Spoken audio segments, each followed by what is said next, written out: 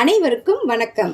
சிறுகதையின் பெயர் நேர்மறை எண்ணம். எழுத்தாளர் ஆனந்த் ஸ்ரீனிவாசன். சிறுகதை வாசிப்பது திருமதி சாந்தி சரவணன். டோல்பி பேருந்தில் கூட்டம் அதிகமாக காணப்பட்டது. ஒரு இருக்கை கூட காலியாக இல்லை. கவிதா 10 மணிக்கு ஆஃபீஸில் பயோமெட்ரிக் வைக்கணும். இன்னும் அரை மணியில் போய்விடுமா?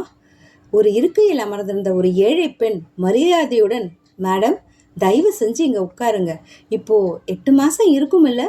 தான் எழுந்து கவிதாவின் பக்கத்தில் நின்றாள். கவிதா பதிலுக்கு நன்றி சொல்ல ஏழை பெண்ணின் முகத்தில் புன்னகை. அடுத்த ஸ்டாப் கவிதா பக்கத்தில் உட்கார்ந்தவர் இறங்க, இப்போதும் அந்த பெண் உட்காராமல் குழந்தையுடன் தவித்து கொண்டிருந்த பெண்ணுக்கு இருக்கை கொடுத்தார்.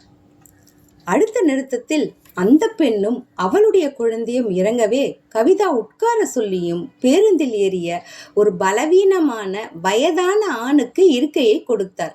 சிறிது நேரம் கழித்து அந்த முதியவரும் இறங்கினார்.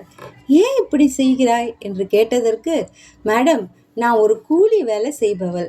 எனக்கு தர்மம் செய்யவோ அல்லது பிச்சை கொடுக்கவோ போதுமான பணம் இல்லை.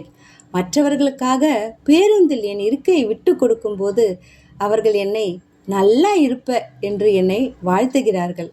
குறைந்தபட்சம் நான் இலவசமாக ஆசீர்வாதங்களை பெறுகிறேன். இந்த உலகத்திலிருந்து நாம் என்ன கொண்டு செல்கிறோம்? படிப்பறிவில்லாத ஏழை பெண்ணிடம் இவ்வளவு அழகான நேர்மறை சிந்தனையா? எல்லோரும் நேர்மறையான சிந்தனையை ஏற்றுக்கொண்டால் இந்த பூமி நம் அனைவருக்கும் சொர்க்கமாக மாறும் தானே. நன்றி. இந்த வீடியோ பற்றிய கருத்துக்களை கமெண்ட் பண்ணுங்க. சேனலை மறக்காம சப்ஸ்கிரைப் பண்ணுங்க.